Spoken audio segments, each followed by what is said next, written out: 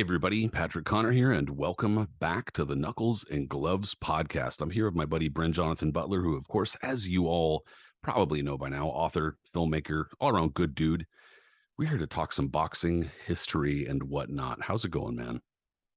Pretty good. I mean, this required a lot of digging to find information about it. It's pretty It's out there. obscure. Yeah, yeah. I mean, we've kind of gone through with a number of fights, a number of events, and rescored them, relived them, given a little bit of background. These are fights that don't really require so much background, so we're probably not going to spend a lot of time with that. Just some basic stuff. But the trilogy, that epic and of course unforgettable trilogy between Muhammad Ali and Joe Frazier, spanning 1971 to 1975, three fights, hundreds of millions of people watching live too. Not, I mean, forget about the replays, but watching as it happened. Absolutely incredible stuff. So, like I said, we don't need a ton of background here, but a good trilogy, very good. Yeah, and I kept thinking about this word I found several years ago. It was like the major focus of Russian literature, ostrenony, and it's looking at an old thing from with new eyes. And for me, this is arguably 41 of the most famous rounds in the history of the sport. Best trilogy ever. Every great trilogy is compared to it. The fight of the century, and it surpasses expectations. I mean, if you bill a fight as the fight of the century and it wildly surpasses it, and yet that wasn't even the best fight of the trilogy. I don't even think it was close to the best fight of the trilogy. So it was so interesting just to go back. I hadn't seen any of these three fights in their entirety, let alone back to back to back. We talked a little bit before we started this, expecting there could be an element of like a chore to this to some degree, because we've seen so many references to this, and it wasn't. Like, it was fascinating. All three of the fights were fascinating, and I didn't expect the scoring that I arrived at. I'm really curious to see where you did, and I just found it drove home. There's a quote that Larry Holmes makes in a great HBO documentary about the Thrilla in Manila, and he just says Ali was a fantastic fighter, but it has to be said, overrated. He has just been overrated. The myth has taken over who he actually was. And who is Larry Holmes to make this accusation? It's not just the fight they had in 1980. It's that he was a regular sparring partner for him going into the George Foreman fight. He knew Ali. And it's something that I think I'd like to get into with this. Is I kind of think both guys historically have become more myth than who they actually were in substance, which doesn't take away how fantastic they both are. But in watching these fights, I was aware a lot more of the limitations of both guys in terms of pitting them against some of the great fighters that came afterwards. So that was interesting to watch, and just interesting to see how these fights have taken shape and changed in the mythology from what they actually are in substance. So yeah, there's just so much here to play with. For sure. And this is not to say that it shouldn't be discussed at all, because I mean, we're here discussing it and I love doing it and it's fun. But I do think that there is a little bit of danger when it comes to, especially when you're adding hindsight and decades of hindsight into the equation with some of these like classic, unforgettable, legendary, epic fights and whatnot. There's a little bit of a danger of, and you can arrive here too, analyzing old fighters' records, where you almost get to a point where everybody sucks. Like nobody's any good. You could tear apart any resume.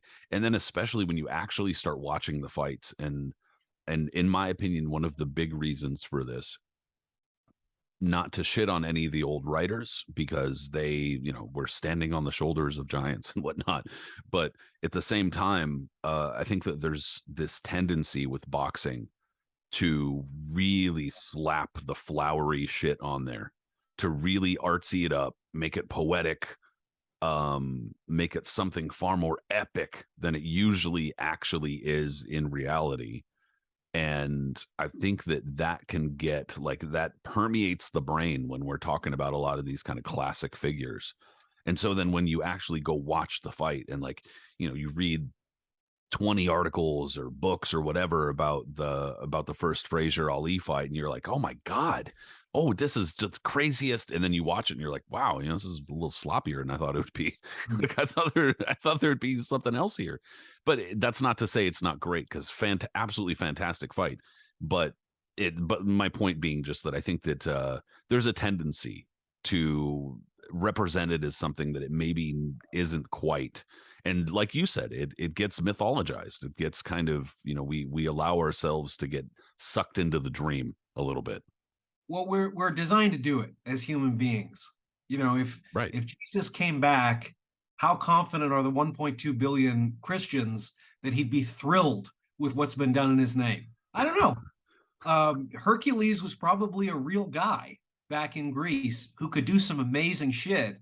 Yeah, And you like broke a stone one time or something, and yeah, people were like, "Oh shit!" who knows? I mean, the Olympics, I think, were founded for him. I think he was like in the first ever Olympics, and also competed to get on Jason's crew of the Argonauts and that sort of thing. But there probably was a real guy that was just so amazing that people began to tell stories, and he grows and grows and grows. And this kind of thing happens. And I just think it's sort of like, one of my favorite painters is Caravaggio, and the brilliant insight he made in trying to make propaganda for the church was, you're going to have a way more powerful effect if, instead of making people look like gods in biblical depictions, make gods look like people, and people will connect to it that much more powerfully.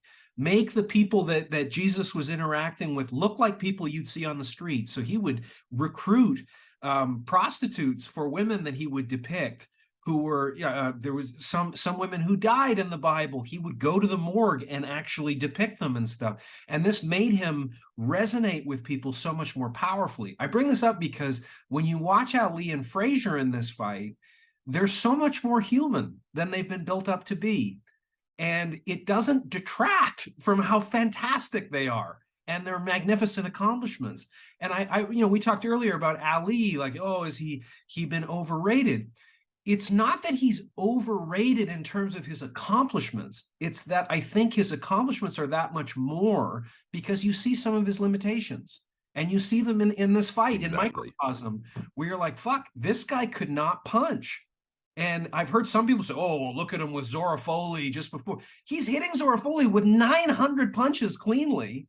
And Foley is, his head's going around, but Yeah, he and it does might be punctuated by that one shot, but it's going ding, ding, ding, ding, ding, ding, ding, ding, right. before that. And there's nothing wrong with him being a sharp puncher, but not a powerful puncher. It's just, don't pretend he was both. And Joe Frazier, when you watch him, his entire strategy in this, his stamina is incredible, his determination, his will, his skill level, he is 1/10 of the skill level of Mike Tyson in terms of avoiding punches, creating angles, like a whole array of facets. This idea that if we look at what Frazier did to Ali, that would be way better than what Tyson could do. Ali could totally dominate Tyson. No, in every way, Tyson is a bigger, faster, more effective defensive pressure counterpuncher version of Joe. Whereas Joe is coming in slugging, and he has incredible condition and willpower, but he has absolutely no right hand. He doesn't create, I think, a single angle in 41 rounds against Ali to throw a punch. All Tyson did was create angles to land his knockout, like his highlight reel of knockouts. If you watch almost all of them, it's not brute force. It's not George Foreman. It's his technique. It's his footwork. And most people are watching up here. Watch the man's feet, because that's what changes as he slows down. So I was just kind of amazed. And again, it sort of amplified my appreciation of Joe Frazier. It's like, this is a guy who's about my size. It's like he's 200 pounds and 5'10" fighting these giants. And overall, he did spectacularly well. But it's not because he was an athletic phenomenon. Whereas, in Ali, you see some of the cracks, but it also, I think, amplifies the incredible chin, the willpower, his ability to solve problems, to adjust. and the lead up to the fight, the psychological warfare that he was doing, which I think we're going to get into because it's disgusting in a lot of ways. Was it effective? Probably as well. So it's sort of like with Floyd or a lot of other fighters where we nitpick over what they're doing before you get into the ring. How much can they win the fight before they get into the ring? Is that where the fight should be fought? Well, in all historical war, it was. So I don't know why you'd exclude that from your toolkit, but there are just a lot of facets to this fight to get into. Yeah, and speaking of which, so I mean, we don't need to go through the details and the ins and outs on how we got here, but going through just kind of like okay, so in 1940, no, I'm just kidding. In the backwoods of Louisville.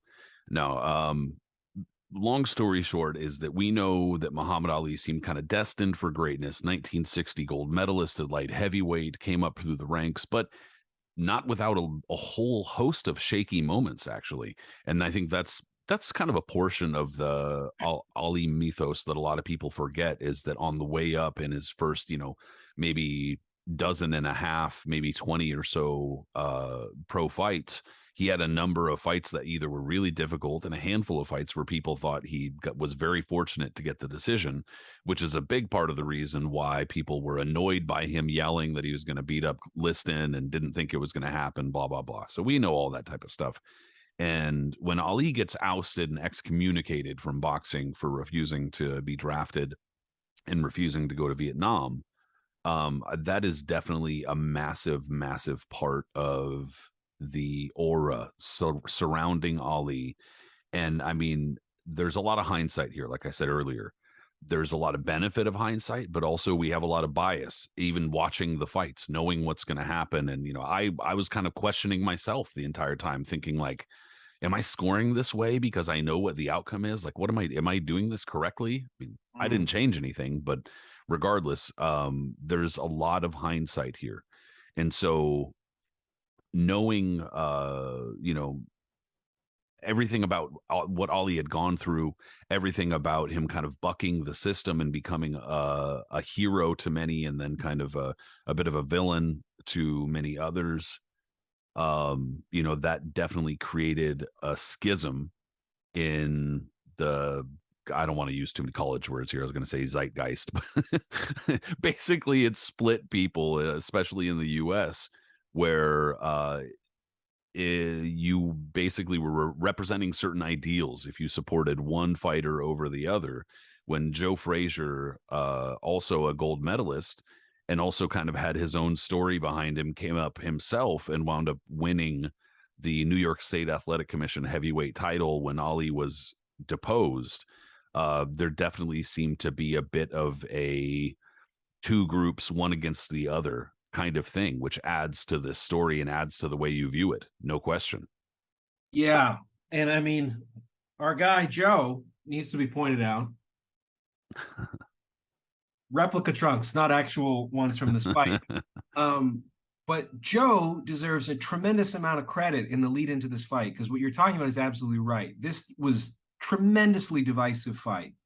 It was the biggest fight ever, arguably the greatest, the most attention-grabbing global sporting event ever. I don't even think it's much of a debate. I mean, it's just so massive. It almost is difficult to grasp, because these days we're like, oh, like a 1.5 million people watched it. That's crazy. And we're like, no, buddy. I mean, this trilogy, I mean, one of these fights, the Thrill in Manila, some estimates are it had 1 billion people watching at a time where there were 4 billion people on Earth. So one in four insane. people. Think of another event that generates this kind of interest. I mean, even the Mayweather Pacquiao thing, which I covered, I was in there, 12 rows behind the action or something. I have a gigapan of that where you can just go through and look at the faces of everybody who was in it. Showtime gave it to me. I can't release it, but I have it. And it made me think, like, this is the most important seating plan. Important in the sense of notable people. I'm not assigning that value, but I mean, you could argue it's the most important seating plan of the 21st century in a way that the Titanic was for the 20th century. It is just everybody who is everybody in entertainment, comedy, film, music, politics, finance, is in the same room where some tickets are going for $375,000 for a seat for an event that was fucking terrible. That was the worst fight I've ever seen, where you had a buildup that is as close as I think we've ever had to what this was, except everything in this, the moment the bell sounded, as is pretty typical with Floyd fights, he is the most exciting fighter until the bell rings. And then suddenly it was, oh, it's just letting the air out of a balloon. This fight delivered on all of that promise. And so you saw this buildup of intensity going forward. But I mean, I just began this by wanting to say, as much as there was division in terms of who was the white man's champion, who was the legitimate African-American champion, the way Ali played with that Frazier was a white champion, a white guy's champion. And he's constantly later on going to insult him for having stereotypical African-American features. He's pressing his nose down. He's saying he's stupid. Frazier, as a child, was doing labor in the South. He was a sharecropper. Ali never worked a day in his life. This is from a documentary that was made, other than boxing, which is nothing wrong with that. But he was very much a middle-class kid. His bike gets stolen and goes into a gym wanting to beat the guy up. But it was Frazier who had the lived experience that Ali was appropriating and was trying to play up about what he represented. And in the lead up, while Ali had all his money stolen with his association with the Nation of Islam, robbing him blind, feeding him a lot of his most famous lines that he uttered. I never had a quarrel with the Viet Cong. No Viet Cong ever called me the N-word. Those are not his quotes. He was a puppet for people in the Nation of Islam to say those quotes. Doesn't mean he didn't believe it, but he was popularizing those quotes. They weren't originating with him. After he had no money, and he also had a huge apparatus of white people with was it the Louisville group? Is that right? Yes. That supported him, just as Frazier did. So they had Cloverlay, yeah. Yeah, Cloverlay. So that same dynamic, but Frazier is a white guy's champion, but Ali having only white people in his group, that's okay. Frazier was somebody that fiercely petitioned on his behalf to be reinstated, to fight. He lent him money. He was vocal in his support of Ali at every opportunity publicly when you had a huge amount of the country against what Ali was doing in terms of not wanting to fight in Vietnam on the basis of a religious exemption. So Frazier put in so much of his capital as heavyweight champion to invest into Ali, to the justice of what Ali stood for. Ali repaid that by calling him an Uncle Tom, by undermining his reputation as being from where he was from with that lived experience. So this is a side to Ali. He definitely became something else. As he quieted down, he became more of a blank canvas for, as you were saying, writers and other people to project onto him what they wanted. But Ali gleefully bragged about meeting with the Ku Klux Klan. He was pro-segregation.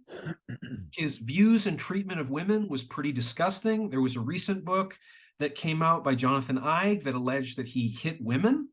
So there's a lot to Ali that, because he's so fucking likable and lovable, that we kind of go, okay. It's very similar to John Lennon, openly bragged about hitting women serially, not just one woman, multiple women that he was hitting. It almost never gets brought up as part of his legacy. And so I just think we need to keep that in mind with where Ali was at that time. It doesn't mean he didn't evolve out of it, because he did. But at that time, he was not above pretty horrendous treatment of a lot of people around him, including repaying Joe Frazier's generosity and moral courage by undermining him in the most filthy, underhanded, disgraceful way that he possibly could to gain his own advantage in this fight. And later on, he's not even going to apologize to him personally. He's going to apologize to Marvis Frazier, Joe's son, who was getting serially bullied specifically because of the words that Ali was trumpeting that were untrue about him. So it's I don't know, it's a thing that I'm a little sensitive to. I love Ali, but I do think it's important to keep him in perspective as a real person. As much as you want to credit him for being this secular saint and his moral courage, when his best friend spoke the truth about the Nation of Islam and Elijah Muhammad, what did Ali do when he found out it was true? Said he deserves to die. He co-signed on what the Nation of Islam ultimately did with assassinating him. He apologized about it later. He said it was, I think, his biggest regret in life.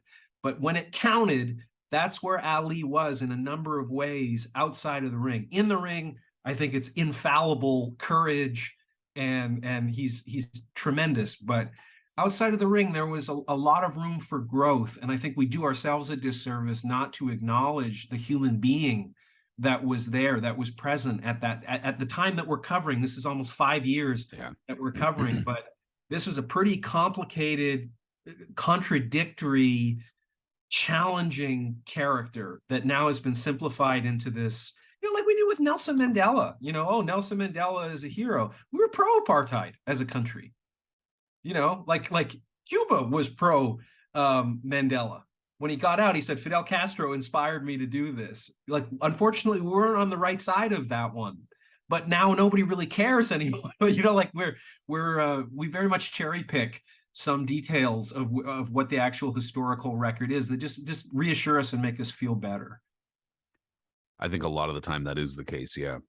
And as much as I'm not like a massive Oliver Stone fan, but something stuck with me from that movie Platoon when I was way younger.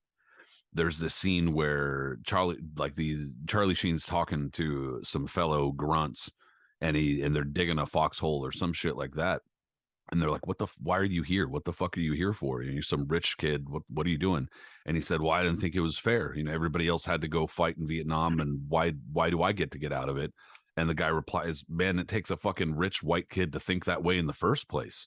And it's kind of like, obviously, needless to say, neither Ali nor Frazier are white, but in terms of the relative privilege, and I also realize the potential folly here in me not being necessarily the correct person to have a fucking all-encompassing view on this. Nonetheless, when we're talking about where they come from and where they purport to come from, Ali and Frazier, that is, Ali spends a lot of time thinking about injustices and spends a lot of time thinking about how he needs to right this wrong, especially right wrongs that have been done to him, or perceived, he perceived wrongs that had been done to him. And many of them, in many cases, they were wrong.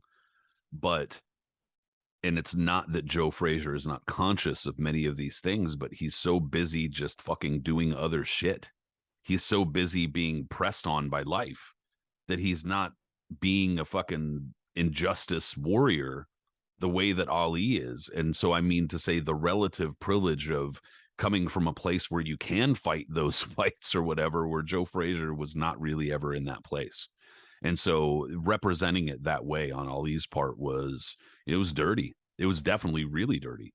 Well, and I don't mean to interrupt, but I mean, one of the most famous incidents you were talking earlier about, these guys are both Olympic champions, is Ali lost his Olympic gold medal and told a tremendous story that got headlines all over the country about not being able to get served in a diner.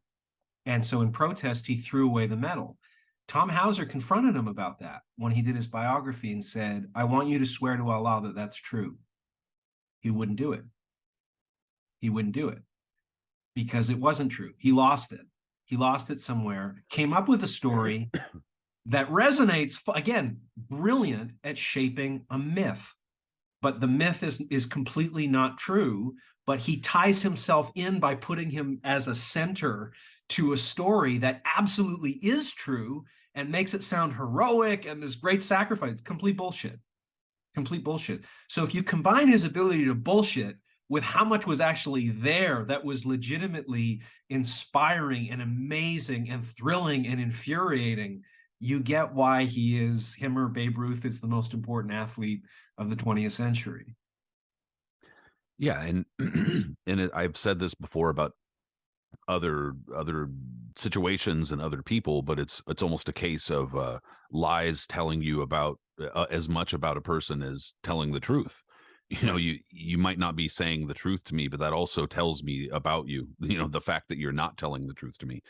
So, you know, definitely, I think that one of the things that you said is really key to remember, that Ali was a complex character, a complicated character, and trying to boil him down to a fucking tweet, you know what I mean, is not, it doesn't work. And it also is, it does him a disservice as a human being, because, you know, it's not true. It's just not true that he was just a hero or just a villain. He was a lot of these things, no question. Yeah. And you know, a lot of writers that were covering him at this time, some of them could be, you know, we were talking earlier about Mark Cram writing a great book called Ghosts. Was it Ghosts in Manila? Yeah, Ghosts of Manila. Yeah. Fabulous book. I mean, so interesting. Now, is it the definitive record about it? Maybe he's there. He wrote arguably the greatest Deadline piece ever. I think Lodi Lodi, he's great. Um, about the aftermath of that fight, where he combines, you know, kind of as we're doing, there's like a split screen of both of them as a result of that horrendous fight in terms of the impact on both men.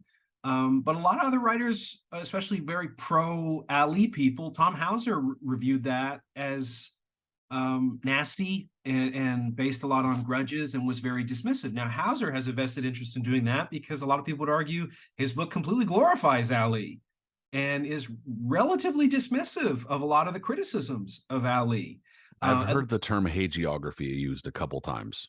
yeah, and in, you know, the 7 8 years that I've known Hauser as a friend who I see fairly frequently, I would say, like, I've pushed him on that stuff too, because I can't stand the hagiography of Ali because I like him as a complex character. I don't want him to lose these rough edges, because I think then we lose our rough edges. If everybody has to be perfect, um, there's an element with Ali where, I mean, a great documentary, the Thriller Manila one from HBO, talks about Ali retires with nothing from his boxing career and signs a deal where I think he gave up 90% of his name for $55 million. But he retired with nothing. Like, he was another real cautionary tale of these athletes that have made so much money that he was robbed blind. Like, he didn't show a lot of courage in standing up to what the Nation of Islam was doing to him. He, you know, there's, I think, a lot more overlap than we're comfortable with sort of Tyson and Ali, not just the losing the 3 years, but, um, you know, I think we see them as opposites, but there's a lot more overlap between the two of them in many respects and what they represented in their times in different ways. So yeah, I love getting as many different accounts of both of these guys as you can. Cram's son did a biography, Mark Cram Jr., about Joe Frazier. It's fantastic, highly recommend it. But I mean, I don't think there's anything that you shouldn't read about these guys. Like, gain complexity of who they were and what they did, because these three fights, you know, as we were saying earlier, if these happened 1,000 years ago, this would become Troy. This would become something bigger than life, because they actually lived up to it. And the way the three come together as a triptych is really interesting, because I think it kind of batters our preconceptions about who these two guys are, but how they get shaped up from people telling us about them or seeing clips. Because a lot of my scoring in this, I was really shocked about how dominant Frazier was in the first fight and how unbelievably dominant Ali was in the second fight. And there's been a lot of people who have accounted for that in the second fight. Oh, Ali could put his neck down.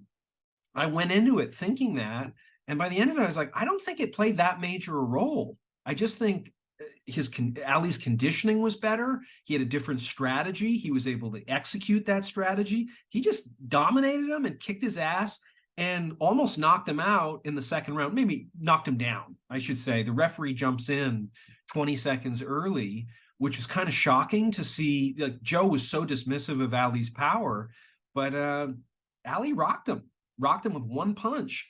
And a referee making an error really kind of changed, I think, the trajectory of that fight, potentially. So Yeah, there's so much so much to go into. I mean, I have quite a list of material to delve into.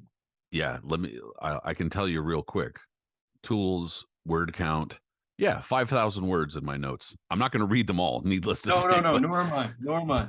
but yeah, there was so we opened up by saying we were expecting something a little bit different. I was expecting this to be like a slog.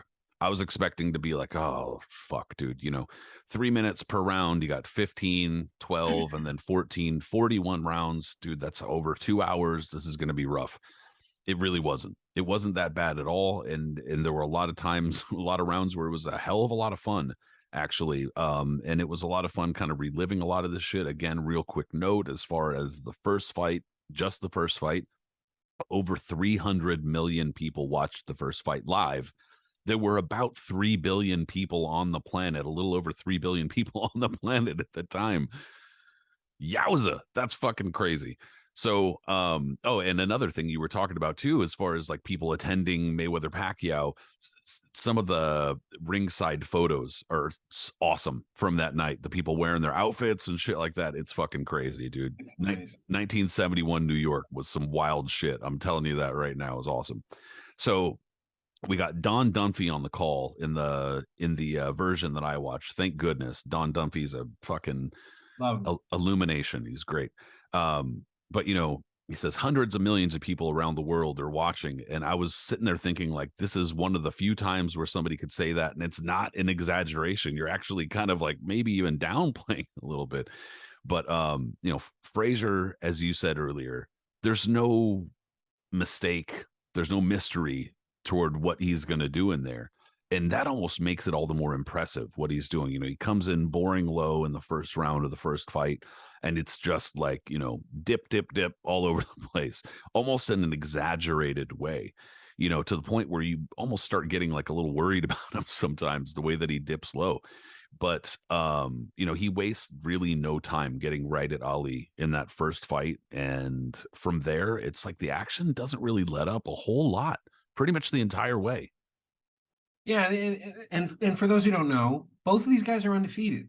So there was a lot that was unprecedented about this. It's the biggest fight ever. It's the most anticipated, publicized sporting event ever going into it. And the atmosphere, I mean, Hauser asked him, who's been to a million fights, what are the best three fights you've ever been to? And he just said, Ali Frazier won, Ali Frazier won, Ali Frazier won. Nothing is close to what this was, even before the bell rung. And then it was better than any of us dreamt. They're both undefeated. Frazier's 27 years old. Ali's 29. So they're in their prime, but Ali's prime has been changed by these 3 years off. Ali clearly could gain weight very easily in between fights. I don't know if it was a diet issue. If you look at like he comes from people that seem to be able to gain weight pretty easily, genetically, I mean, but I just mean like this was not a guy when he talks about his diet, like going into the Olympics to try to gain weight. This is not how you would try to gain weight today in like a healthy way. So, and I've also heard I find this very endearing, the most obsessive person about ice cream. Ice cream. Yeah, He just loved loved ice cream. loved ice cream. So Ali is 6'3". Frazier's listed as 5'11" and a half. I don't think there's a way in hell that Frazier was 5'11" and a half. He's closer to about 5'10". Yeah, I think. Yeah. Yeah. I mean, I met him when I was about 18 or 19. He came to Vancouver. It's one of those things where like, hey, Joe, we'll give you $5,000 to fly to Canada. And so I saw him, and yeah, no, he did not look to be 5'11". Frazier's 205 and a half pounds. That's what this guy was like. I mean, that's what fighters were like in this day. This was a fighter that George Foreman said my knees were shaking before I got into the ring with him. Ali's 6'3", he's 215. Ali has an 80-inch reach. That's what I saw. I've seen it 82 inches other places, but 80-inch reach.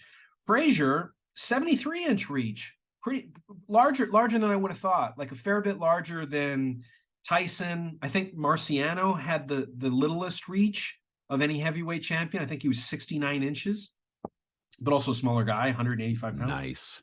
Yeah. You mentioned 300 million viewers as a global estimate. Apparently, in adjusting for inflation, $300 million gross for this fight. I mean, just fucking bonkers when you think about what like Pacquiao Mayweather did. Like it's, without social media Right, amplifying right, it, yeah, that kind right. of thing, and a whole apparatus that's evolved to be able to cash in. This thing didn't need any of that. It just was such a golden goose for everybody involved. And I noticed, I mean, you tell me if I'm wrong, but when they announced both fighters, I think that Frazier got a slightly louder ovation than Ali, which I thought was fascinating. It was far more split than you might think, especially given the whole hindsight thing. To hear so many cheers for Joe Frazier, like, I mean, I think we're just programmed, we're programmed to Ali, some shit. But there were a lot of cheers for Joe Frazier, and you could hear him too from like the commentator, like ringside mic, like people behind him and stuff like that. Come on, Joe. So it was pretty interesting. Yeah.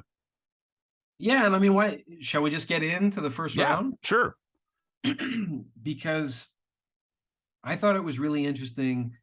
I think Ali's wife at the time said that Ali just didn't train that well for this fight. And I think you notice it in the second fight that Ali looks like he's 5 years younger in the second fight. Like he looks it and Yeah. he acts like it compared to this fight. I don't know if he just thought his physical advantages would just outdo Joe, that maybe Joe was overrated or whatever. But it's one of the fascinating things about this fight is when you look at how they did against other people. Ali looked terrible against Ken Norton. Always struggled a great deal with him. Frazier would have lost a million out of a million fights with Foreman. And Ali even pointed out, like, if I fight Foreman, I'm going to beat him every single time, and Joe will never beat. Like, so the way that these guys fit with each other, but the way that these two men fit together, their chemistry is what sets us apart. I mean, in a way, it's like Gaddy Ward. Does anybody really care about any other fight that Ward had beyond with Gaddy? Not really. Like, gritty fighter and great liver shot and that kind of thing. But their chemistry surpassed where they were in the sport by more than I think any other fight that I can think of. Like, to such a degree that Gaddy's in the Hall of Fame. When does he really deserve it? Like, meritocratically? Ooh, people are gonna be in the comments about that one. No, I love No, Gaddy. don't get me wrong. I'm with you, but yeah, that's definitely a divisive issue for a lot of people. Well, I just mean, and this is what I like about boxing is it's sort of like scoring each round. We're not wrong if you Totally. have differences, and the same is true with Gaddy. Gaddy's one of my all-time favorite fighters, top three fighters, Canadian, obviously. So I mean, there's that. Yeah, well, he's got to be a good guy. But in terms of what he looked like against Mayweather, what he looked like against Oscar, what he looked like against Angel Manfredi, you don't look at those fights and go, clearly this guy's in the Hall of Fame. Clearly, but in terms of generating fight of the years, yeah, I get it. I get it big time. Like maybe the most exciting fighter of all time in terms of what he could do. Was he an elite fighter even in his era? Yeah, then we're in a different place, kind of thing. So I thought it's interesting. Ali becomes out very active. Both of these guys show up when it's the biggest day of their lives in a way that's so inspiring to see, because you just think, like, part of the great fun of watching an American Idol or X Fight or X Factor is you get your opportunity. And when you step on stage, you don't even know how to sing beyond a little whimper, because maybe I'll protect myself if I do this. These men show up roaring with intensity. This is where they're meant to be in the world. And that itself is just thrilling to watch. Ali's active. I thought he had a really good output. I thought he is in control of Frazier, and then Frazier lands a hook, and you go, woo. Frazier almost never throws a right hand in all of these 41 rounds. Like, his right hand has so little commitment, which is just weird to think that a guy who is heavyweight champion doesn't have anything approaching a threat of a right hand. It's just an interesting feature with Frazier. But then Frazier lands another left hook. Maybe he just doesn't need it. Ali starts this process of shaking his head every time Frazier seems to sort of stun him or land something important. The last half, Frazier's hook just can't not land. He just has it really like dialed in. And again, you're saying he's this little guy who's kind of bobbing down, bobbing down, bobbing down. But the way that he's timing himself to get through whatever Ali is putting to keep him off and to control distance, you can see it's going to be a threat to Ali. Ali registers it like, I don't really know how to handle this. And I don't know if I'm in condition to handle this long term, even short term. I don't know what to do other than holding. And Ali is going to hold a lot in these three fights. I don't think Frazier initiates holding more than a few times. Ali, we're talking hundreds of times. Yeah. It's a controversial aspect of how he fought Frazier and how the referees adjudicated these fights. But I gave Frazier a narrow round because I just thought he was landing the better punches, which is my own arbitrary measurement. Yep. I agree. I think that he was landing the more eye-catching shots, but also the more effective shots. We've talked about this before with our scoring and how we score stuff. I'll be very brief, I swear. But it definitely is a subjective thing. It's definitely something where you kind of, you're having to measure it with your eyes. You don't really know. But for me, a lot of it is like, not only is a punch landing, you don't know how hard it's landing. Really, the only way you can tell how hard it's landing is visibly what is it doing to the guy or the fighter, I should say, that it just landed on. Is there any visible effect? Is it affecting their game plan at all? Did it force them to step back? Is it forcing them to reassess anything? Did they, something like whatever? So I think those things, they're obviously spur of the moment kind of things, but that's kind of what I look for a lot of the time when looking to judge a given round. And one thing Ali was doing, Frazier up and down, not so much side to side, not so much like this type of movement, just up and down. And Ali, what he kept doing was, and it was a mistake, was shooting straight 1-2, 1-2, 1-2, 1-2. And he definitely changed that in the second and third fights. And that's one thing that I thought was really key with his strategy. He was doing a good job with his jab, and he was even landing a couple of hooks too, like sweeps a couple nice hooks. But the thing is that I don't know if they just didn't train for it. I don't know if they didn't watch video. I don't know what happened. But you see this repeatedly, especially in the first fight. Ollie looking to grab, and it's almost like he's just forgetting this angle right here, and he just keeps getting pop with the fucking hook from the same angle, right over the top, right over his glove, because he goes to reach out for Frazier, and you see it over and over again. And he in a number of times that he probably isn't getting hurt, but the way that it's snapping his head back, and then he draws further attention to it by going to the crowd. It's like, no, now it looks like you're getting smacked. But he was getting smacked. So I thought that was a Frazier round too, for sure. Close, but a Frazier round because he landed the harder shots and definitely landed the more like dramatic shots. But needless to say, like, you start getting into a little bit of a pattern. And like you said earlier too, that you were a little bit shocked at how dominant Frazier seemed to be. Now, a number of these rounds were somewhat close, and it wasn't like Ali was doing nothing, but there was a definite like current of Frazier was like, Ali couldn't stop him. He couldn't prevent him from coming in. There was nothing he could do, and he was fighting totally flat-footed. He wasn't really up on his toes. He wasn't moving around. And I think that it has a little bit to do with how he was training, the layoff, the fact that he was, coming off a significant layoff. And then during that time, he was probably gaining weight, not training like he should have, et cetera. And that showed because he fought flat-footed. He fought it out in the trenches with Frazier far more than he should have. And on top of that, Frazier was making him. And so this is the emergence of that pattern. It was a good first round and a close first round, but Frazier starts to really physically push himself onto Ali, in the next few rounds, in my opinion. Yeah, and I think another thing in these three fights is Ali's conditioning is something he's a little concerned with, which I didn't remember so much because we criticize the likes of like Joshua now, and we give credit or Deontay Wilder. Like, these guys are gassed after a round or two. And you can see when they're throwing flurries, they're nervous about it. Ooh, like there could be some real consequence if I don't put this guy away. I'm just too big in terms of what I must be drawing from my resources cardiovascularly. Ali kind of had that issue too. He knew that Joe Frazier is never going to stop. Frazier is inhuman in terms of his conditioning. Very, very sort of Rocky Marciano too. You watch Marciano more than anything, and like fuck his power and brutality and all of that. His conditioning It's is what just sets him there's apart. constantly gloves being shoved in your face Yeah, and you're being pushed and pulled, and it's like, oh my God, get this fucking guy off me, yeah, you he's know? coming and coming and coming. And with Frazier, I mean, also his left hook, he throws a left hook in a really weird way. He throws it to me. It's like I had it in my notes.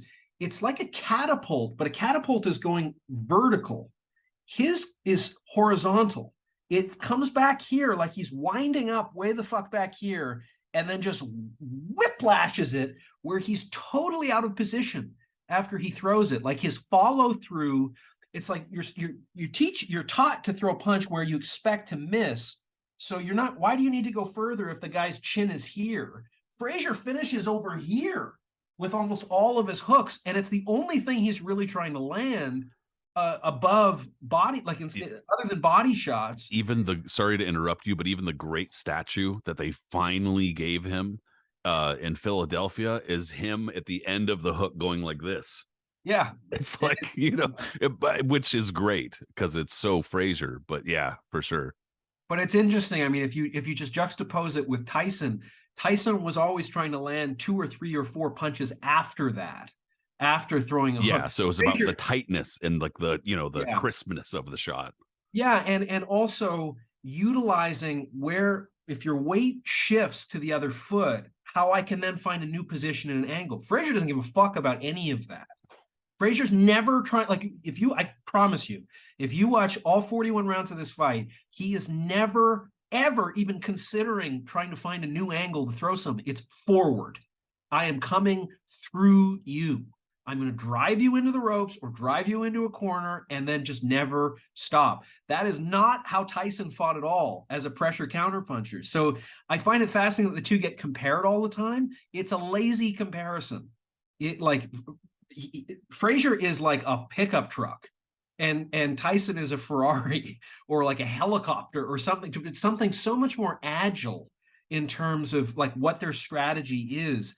And it doesn't detract from what makes Frazier so exciting. As you say, the fact that he's limited, it becomes like Jaws or some kind of horror movie where something is never, it's an undead thing that will never stop pursuing you. Terminator 2 or something like that. And yet, in the second round, you see Ali is contending with, this is the best opponent that I've ever fought. I'm not in the greatest of condition to deal with it. What does Ali do in response? He wins the next round. He's more active. These hooks keep getting in, and he's not finding an answer for it. But Ali follows up with a vicious 1-2 after taking a horrible hook. Again, like the character of Ali, like we're saying about with Marciano, just the will, determination, and conditioning. It's the character of Ali in the ring where you just go, I've never seen anything like this. I've never seen anything like this with any other fighter ever. And he happens to be this 6'3", incredibly charismatic, and all the other things he has. Just like you're going to see as he slows down, and he also has probably the best chin ever. It's just fascinating how That's these. exactly what this fight turns into, is basically Yes. a showcase of his chin. Yeah. And so Ali in this fight, the most famous guy for dancing around as a big man, doesn't move at all in the second round. He's He's really barely. flat-footed, yeah. Yeah, but he is throwing a really interesting selection of punches. He's opening up because he is trying to find a skeleton key to unravel this menacing presence that's in front of him that is fucking pissed off and wants to take him out. And Frazier begins to open up a body attack.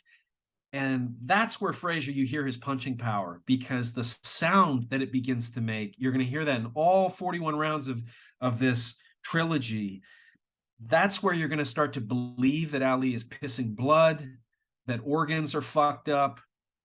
That's where Frazier, I think, did more damage than even what he did. 100%. Yeah, I mean, 100%. and especially in the third fight. But you are seeing the elements of Ali taking this kind of punishment. Again, a testament to how tough Ali is. Yeah. Ali is facing almost organ failure in some of these fights in the aftermath. And Frazier being willing to deliver this punishment is going to spend a month in the hospital after this first fight, which Ali is going to mock him for. But it tells you what kind of willpower and determination Frazier has as well. Like these shots he's taking, they don't look like as much because Ali is a sharp puncher, but he doesn't seem to want to get much weight behind his punches. I guess he just never really trained that way or didn't need to because he can land so many punches and just break people down. But my God, he lands so many clean shots against Frazier, and Yeah. they just don't really do anything almost ever. He sat down. I noticed one right hand in round two. So I gave Frazier round two, but I noted that it was close and largely on the strength of a really hard right hand that Ali landed. And in round two and in round three, I noted that Ali was really sitting down on a number of his shots. Like, I mean, normally he's a little bit more concerned with the speed and the return, bringing his gloves back and making sure, overwhelming with speed, I should say. And he was really, there were a number of instances in round two or three where he was like sitting down and he was like, I really want to try to hurt him. Like, I want to see if I can hurt him. And he was sitting down and landed a number of those shots. But the way that, number one, Frazier's got a hard head. Number two, he's moving and he's kind of bobbing with them a little bit. And so that takes a little bit of the mustard off of some of those shots. But yeah, I noticed that Ollie was really going for it in a couple of these rounds. So I scored the second for Frazier, but noted that it was damn close. Mm-hmm. And then in round three, they opened up with a very good exchange. Like in round three, I said, oh, this is starting to get fun pretty quick. And Frazier again walked into a really hard right hand and then immediately after delivered a hook. It was like, it became a pattern where Ollie, just for whatever reason, whether it was in the clinch, he couldn't see the hook coming over the top. And then from a distance, he kept walking back into the hook, which becomes a major issue in the 15th round. But, he keeps walking back into this hook after trying to throw these right hands and not bringing them back. He's too flat-footed. He's not moving around. He's not doing what he would normally, I think, do. And I think that speaks to what you're talking about earlier. Yeah, round two, I gave it to Ali. Again, I totally agree with you. Close round. Third round begins like a car crash. The way they come together, they're sprinting to get out into each other. And the first thing you kind of notice is Ali's athleticism is clearly diminished. It's not just the first couple rounds. No, this is who he is.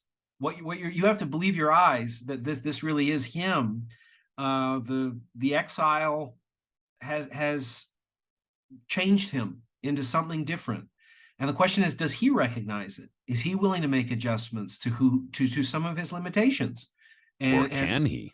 Or can he? Yeah, absolutely. But he's no longer as fluid. The punches look more labored. This is one of the most beautiful specimen that boxing has ever had athletically. And now he looks a little different. You start to appreciate him more for other things. His determination, his intelligence, the way he's improvising. Rod Steiger, an Oscar winner, said if you watched him against Foreman, how he was able to adjust to that, you'd say this is the greatest improvisational actor that has ever lived. Well, Ali doesn't have a take two if it fucks up, and he's willing to take that risk. So that's another way to appreciate who this guy is. And just his willpower is so incredible in this third round. And Frazier is throwing his left hook at this point. I had it like he looks like a cowboy on a horse with a lasso. He's just swinging it over to get him, and he is still catching him. And I thought Frazier might have hurt Ali at the end of the round. If he hadn't hurt him, Ali's fatigue dealing with that hook is also affecting him. You can see he looks a little uncomfortable, and he's no longer really able to sort of shake it off, shake his head, or be that actor to try to present that I'm doing fine. Frazier's getting to him, and he's definitely wearing on him in terms of his psychically. So I thought Frazier took the third round. Getting into the fourth, Frazier's applying more pressure. He's pouring it on. Frazier, we haven't mentioned this, is a notoriously slow starter. But by the fourth round, him pouring it on, and you can see Ali is Yeah, thinking, he's in full. He's going. yeah, I don't necessarily have another gear. So Joe, could you, maybe not. The commentators keep referring to the punishment that Joe is enduring. But all of the punches that Ali is landing for the most part are arm punches. Joe is not really facing a whole body behind the punches. Ali is flicking stuff. And again, they're sharp. But I had that Ali started off pretty active, but was just dramatically slowing down in ways that were very concerning. And late in the round, Joe lands another of these whiplash left hooks. And Ali's defense, I mean, this is a weird feature about Ali, is his defense is terrible. He doesn't have a defensive plan. He backs up, he leans back, but other than that, like there's no shoulder roll, there's no footwork to avoid punches. It's like this idea that Ali would have totally dominated Tyson. I don't see it because his defense, I don't think would have been able to deal with somebody whose hand speed and foot speed is what Tyson's were. But it's weird to see this Ali, who's still pretty young, but getting hit by stuff where it's not even that he's getting hit. It's just that there doesn't seem to ever be a concern for defense other than I have a fucking amazing chin. He's doing Yeah. a lot of. He's committing some cardinal sins. Leaning back with his hands down. Teddy Atlas would be shitting himself right now on Friday Night Fights. He probably is anyway, just because he's Teddy Atlas. Yeah, why not? No, but I agree. It, like I said earlier, it starts to become a bit of a showcase of Ali's chin and his determination and to some degree stamina too, even though he doesn't look super great in a lot of instances in this first fight. But yeah, Frazier round three, obviously I gave that to him, although I did note again it was a somewhat close round, but that Frazier, he starts coming on late in almost all of these rounds. He's pressing Ali, and Ali's clinching at the bell basically. And same thing with round four, where Ali I thought did a very good job. He about in the first half of the round was doing fairly well, but then just kind of fizzled out, and Frazier took over. He was like, "Oh, you're gonna stop punching? You're gonna try to clinch me? No problem." And on top of that, Arthur Mercanti, while I don't I don't want to mythologize any fucking referees, bro. That's not what we're here for. For whatever reason, they still wind up getting put into this like celebrity category and shit like that. However, and so I'm against that. But I will say with Arthur Mercanti, he did a pretty good job in this fight. I thought it was kind of dumb that he kept telling Ali to stop talking. Who gives a fuck if anybody's Yeah, talking? what is that? But as far as how he handled the actual action, I thought he did a pretty good job. Ali's clinching was there, but not excessive. And he was mostly, making sure that he was not draping his arm all over Frazier's neck or shoulders. So, the problem was that Ali still was clinching, especially toward the latter part of most of these rounds. He was kind of, you could tell he didn't have the energy for it. He couldn't sustain that action. Almost nobody can. But No. the problem was Frazier could. Frazier kept coming. And so, I obviously scored the fourth for Frazier too. And then all of a sudden in round five, Ali comes out and he's moving, 4 rounds in and at the start of round five. And it's like, oh, there's Ali. He's moving his feet. And so he's moving, he's jabbing a little bit. It looks like Frazier is either not quite taking a round off, but he's like, oh, now I got to actually catch up with this guy. Fuck.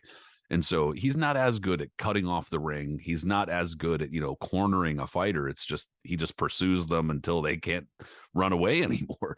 And so Ali actually had a little bit of motor in this round. Yeah, you're right. Ali comes out on his toes, and you're like, oh yeah, that guy. I remember him. I've missed him. But Frazier stalks him very effectively and has even more energy. The gear again has gone up, and you can see Ali is landing mid-round some shots. He's really trying to open up to not give courage to Joe that this is going to pay off. That you're controlling the fight ultimately. And Frazier's response, I think, really unnerves Ali. Is he begins to smile because Yeah, he this is starts clowning him. he starts clowning him, and you can see Ali sort of like, no, no, no, I'm supposed to clown you. I'm bigger than you. I'm faster than you. All the stuff he said in the pre-fight. But you can see that Frazier is aware Ali can't hurt him. And it's just a matter of time before I get you, is the feeling. There's just a sense of it, like it gets floated in that round, in the fifth round, where we're in a pressure cooker. And how much energy does Ali have to get out of the way of what's coming at him? He's on train tracks and he can only go backward. And this thing is coming forward, and it's a matter of time. You can feel it. Now, maybe that's all hindsight and the baggage we carry, knowing that the only knockout that's going to happen in these three fights is on the way. But you can see Frazier has it in his eye. I'm going to catch you. And when I catch you, you're going to fall, because Yeah. that's what happens when I land my left hook. What he didn't expect is what we're going to get into, is that you're going to get up in 3 seconds, which is what makes Ali Ali. So, yeah, I thought fifth round, Ali's on his toes. Because it's fucking Ali, he wins the round, because I just thought he just did enough to do it and was able to keep Frazier off of him.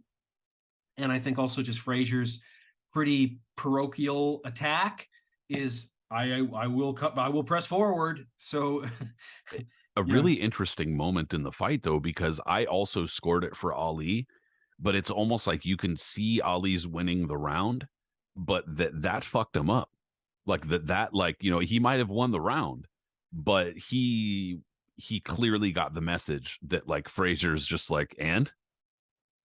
and what? Well, there's an analogy to cross country running that I think is kind of interesting.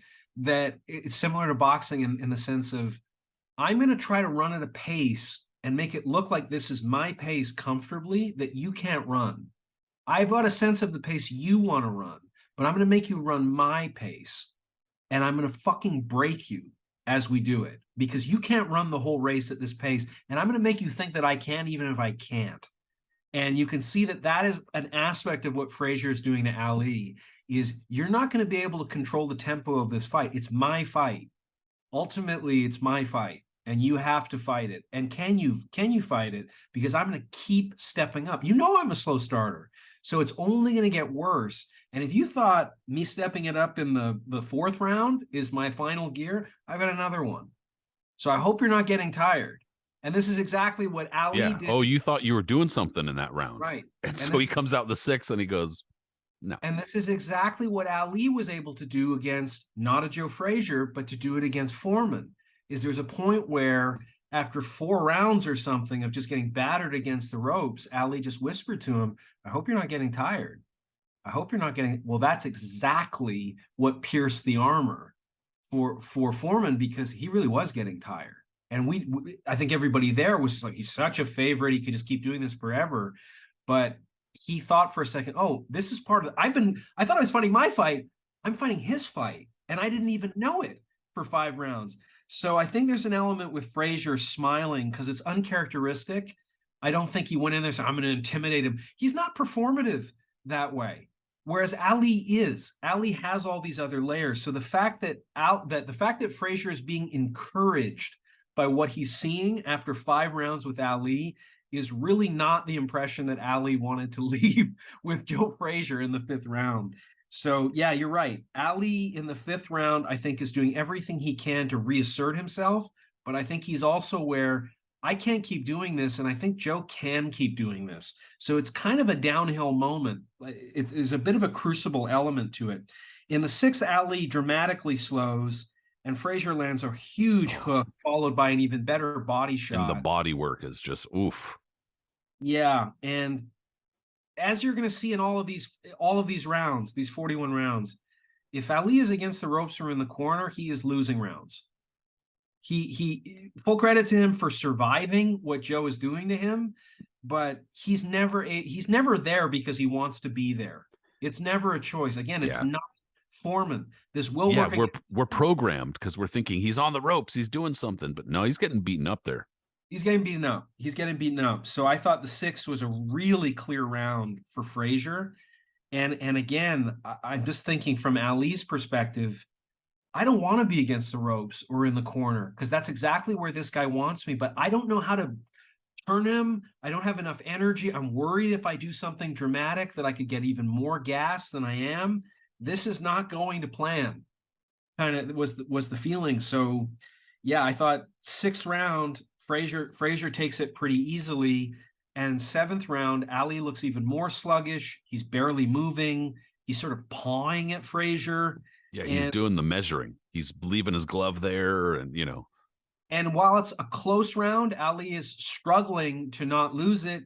I still thought Frazier took it with his body shots, because he's just seeing the dividends that the body shots are paying. So Frazier is beginning to take over at this point, going into the eighth.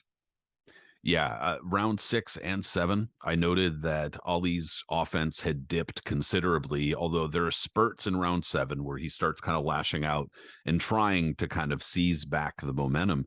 The problem is that, again, Frazier's not stopping and Ali's going to the ropes.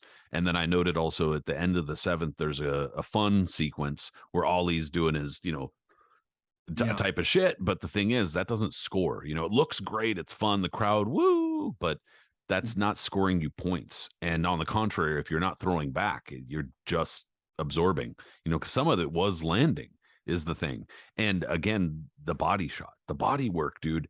I said it the other night with Tank Davis and Ryan Garcia as the fight was happening. Didn't mean it as a slight to the commentators. I mean, just in general, body work goes unsung. I don't know why, because it's to me, it's dramatic. To me, when I'm seeing a guy just go thump, thump, thump, thump, thump on the other fighter's body and you can hear it, it's like, wow, that does damage. And that wears the fighter down over the long haul. And that's exactly what was happening here.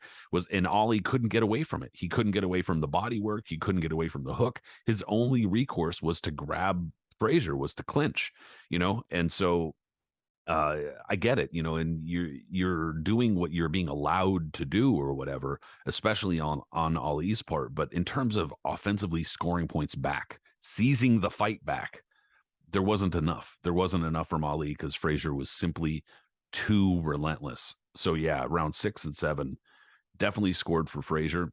And then I noted round 8, Frazier opened up with a body shot.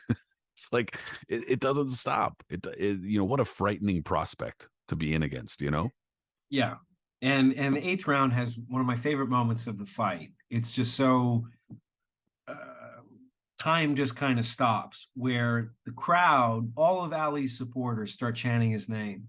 And you can see Ali's taking it. Ali becomes this extension of the nerve fibers of the crowd, which was a big thing about him, is he needed to be with people. This is the most like gregarious, extroverted person on the planet, receiving it in his moment of crisis.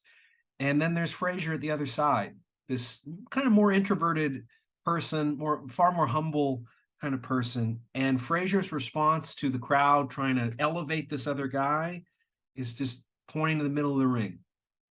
That's where this gets settled. Not there.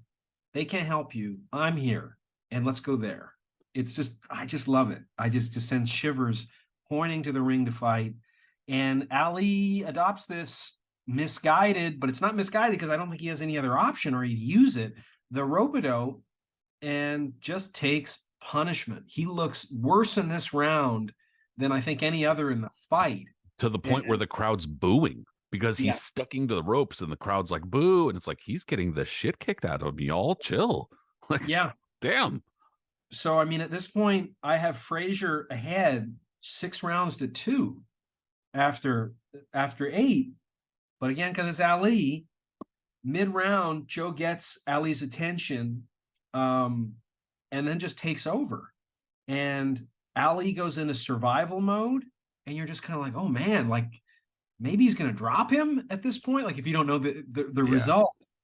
And then suddenly Ali comes back with this display, just mustering the best attack of the entire fight to close out the round, and Ali steals it. So it becomes the best round of the fight. Like Ali there's no moment dramatically where you think it's going right and he turns it left. And Ali takes, I'm not saying he stole the round, but like he just had a sense stole of the moment. Yeah. And another fascinating thing about these 3 fights is I don't remember 3 minutes going quicker than the rounds in these fights. Where I'm just like, was that 3 minutes? It And felt like, these are heavyweights. and they're heavyweights, but they felt like they were 2 minute rounds for some reason. And I don't know, is that necessarily the action, the drama, the tension? It's really interesting. Like, is it what's happening or what's not happening or what's about to happen that starts bending time the way that these fights um, relate to it? Is interesting. So Ali takes the ninth, and for me, where it's 6-3 Frazier. Yeah, there's actually one of my favorite moments in round 8. I thought Frazier took it, but Ali toward the end of the round started kind of rallying a little bit and trying to get the crowd back to him. But one of my favorite moments, just because it was such a funny thing, is Ali's going like this against the ropes and kind of just going like, come on, come on in. And Frazier takes his gloves and grabs Ali's arms and pulls him off the ropes and then swings him around and pushes him back to the other side of the ring against the ropes.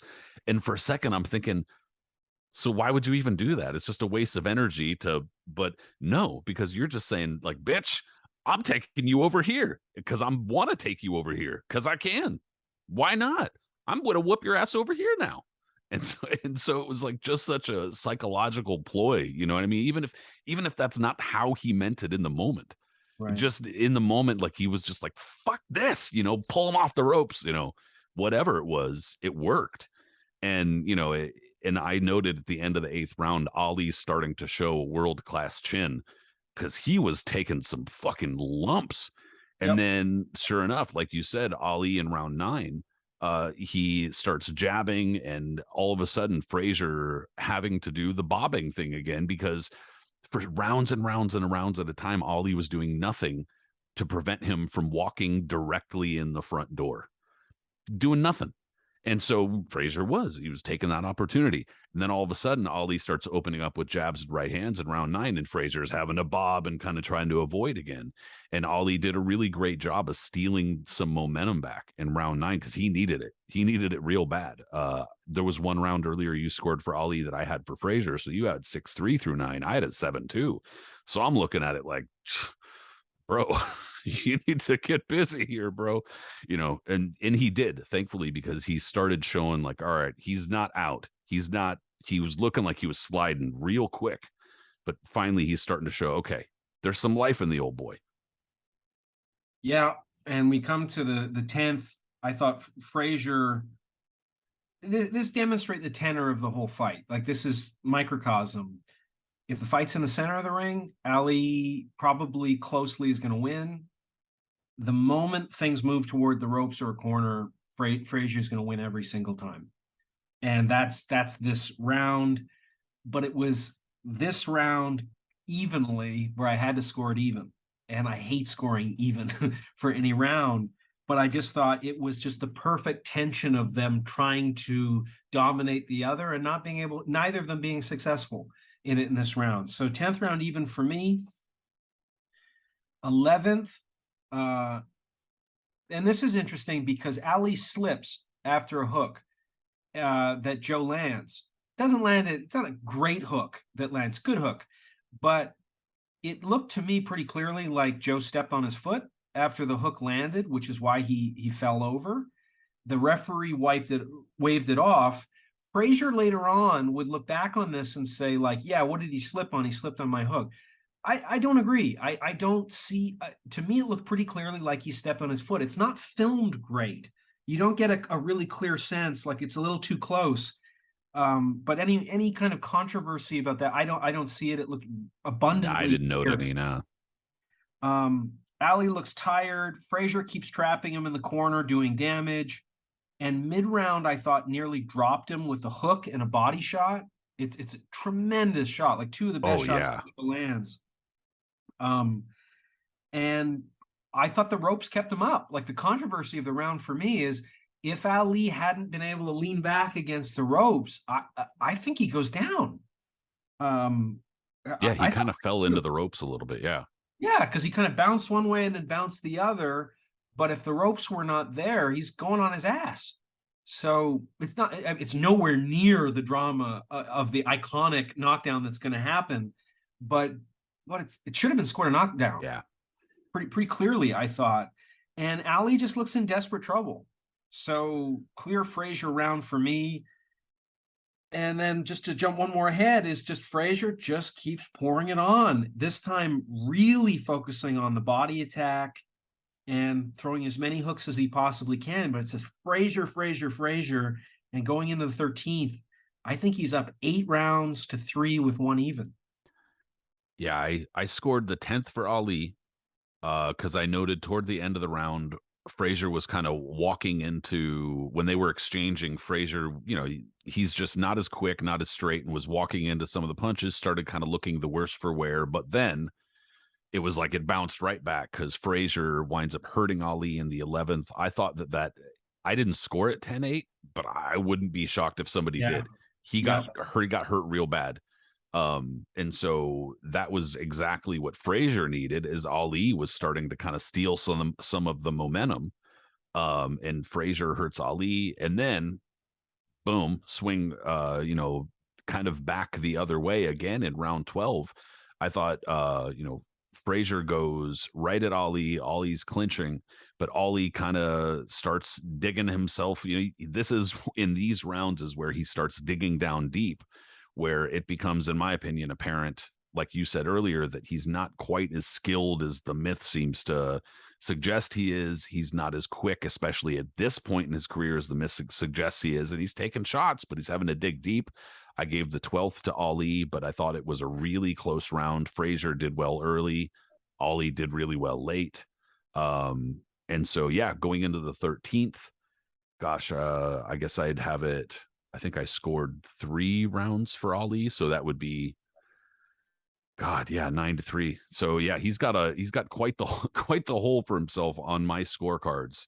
But unfortunately, it starts kind of just sliding, and he's, like I said, digging deep, but there's nowhere for it to go. The walls are still caving in, unfortunately. Good jabs from Ali early on in the 13th, I said, but Frazier will not quit to the body. Frazier's left eye starting to actually look a little swollen from some of the right hands. So evidently some of these shots are getting through from Ali. It's a lot of them are not super hard. They're kind of whipping shots. He's not stepping into them, but they are getting in. However, Frazier just going to work as Ali sits in the corner.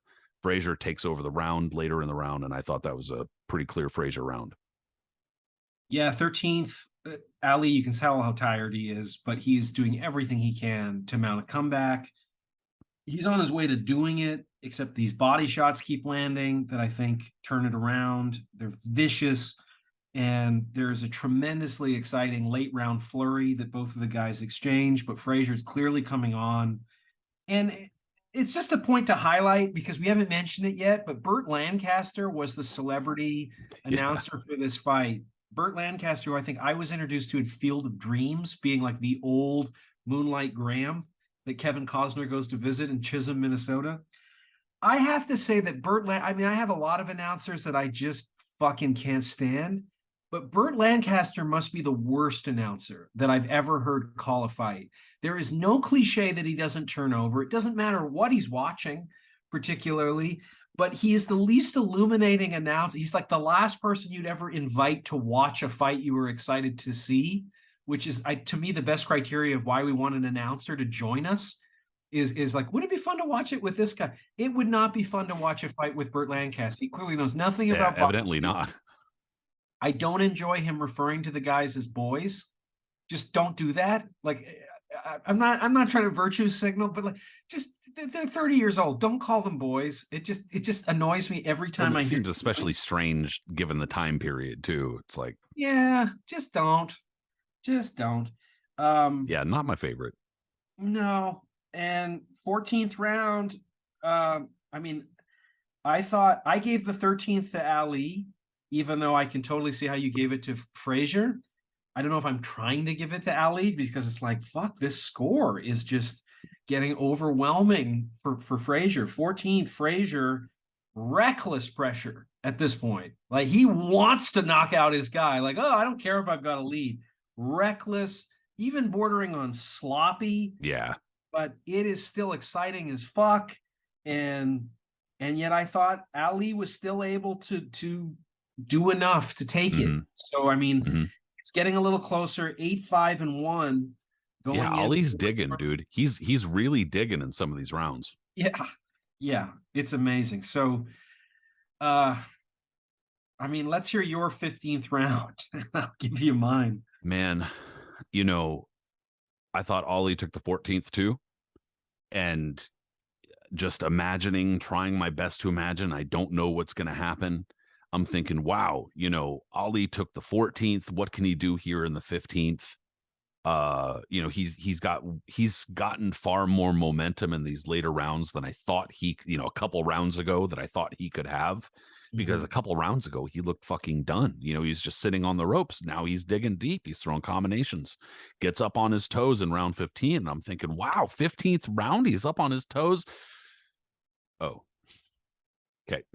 It just absolutely, moments into the round gets just fucking flattened, bro. Just one of the most dramatic knockdowns you can imagine. Almost looks fake, almost doesn't even look real, because Frazier's just coils up like some weird snake and just pop. And the way that Ali catches it, he doesn't even see it almost.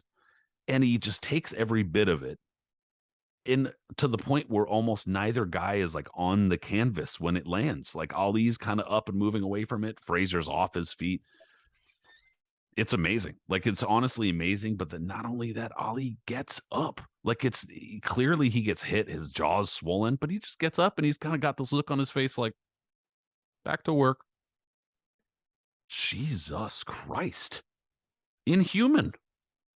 Yeah. I mean, I was just looking it up. How many times was Ali ever knocked down as a pro? It's 4 times. Yeah. Doug Jones, Henry Cooper, uh, gosh, that dude earlier on in his career, I can't remember his name. But well, anyway, yeah, it wasn't a lot. It wasn't a lot. Well, and this was the first time.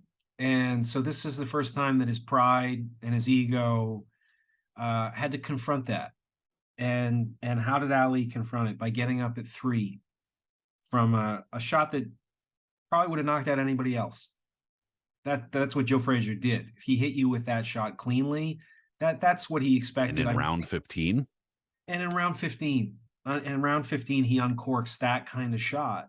And it's interesting because if you go back and you look at Henry Cooper knocking him down, um, if Angelo hadn't cheated by fucking around with his glove to prolong the delay to let Ali recover, how would we look at Ali if he had been knocked out early in his career to Henry Cooper in that situation?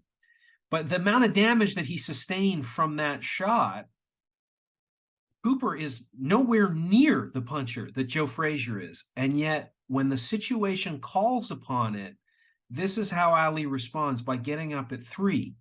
It's just really amazing, because you're like, as awe-inspiring a knockout as it is, him getting up is more inspiring. This is what Sylvester Stallone invents in a script for himself, and we're still often moved to tears just watching the determination. It's all bullshit, right? This is real. That's yeah, how it's right there. There's no slow motion. There's no nothing. He just there's gets no up. he jumps up. He jumps up at that moment when he confronts who he is. His worst nightmare of what's happening is this moment. He's losing. I don't have an answer for this. And finally, the guy has caught me with what he's been threatening to catch me with the whole time. And what do? I jump right back up and I fight even harder.